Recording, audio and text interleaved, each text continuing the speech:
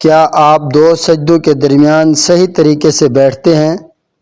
جلسہ میں پاؤں اور ہاتھ کیسے رکھنے چاہیے؟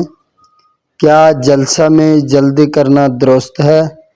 السلام علیکم ورحمۃ اللہ۔ کل ہم نے سیکھا تھا سجدہ کا صحیح طریقہ، اور آج ہم سیکھیں گے جلسہ کا صحیح طریقہ۔ جلسہ کیا ہے؟ دو سجدوں کے درمیان کچھ دیر بیٹھنے کو جلسہ کہتے ہیں۔ یہ نماز کا اہم حصہ ہے۔ سجدے سے کیسے اٹھیں؟ پہلے سجدے سے اللہ اکبر کہتے ہوئے اٹھیں۔ سکون اور آرام کے ساتھ بیٹھیں، جلدی نہ کریں۔ جلسہ میں کیسے بیٹھیں؟ بایاں پاؤں بچھا کر اس پر بیٹھیں اور دایاں پاؤں کھڑا رکھیں۔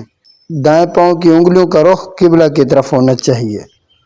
ہاتھ کہاں رکھیں؟ دونوں ہاتھ رانوں پر رکھیں، انگلیاں سیدھی ہوں، گھٹنوں کے قریب ہوں۔ نظریں کہاں ہوں؟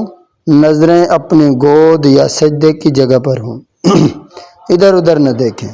اہم غلطیاں: فوراً دوسرے سجدے میں چلے جانا، پاؤں غلط طریقے سے رکھنا، بے سکونی کے ساتھ بیٹھنا۔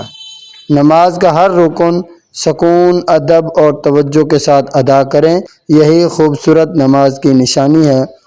آج ہم نے سیکھا جلسہ کا صحیح طریقہ۔ کل ہم سیکھیں گے اتحیات میں بیٹھنے کا صحیح طریقہ۔ اگر آپ اسی طرح آسان اور مستند انداز میں نماز سیکھنا چاہتے ہیں، چینل راہ صداقت کو سبسکرائب کریں اور ویڈیو دوسروں تک بھی پہنچائیں۔ جزاکم اللہ خیراً۔ اپنا بہت خیال رکھیے گا، میرے واسطے دعا کیجیے۔ میں ہوں آپ سب کا محمد صداقت اللہ۔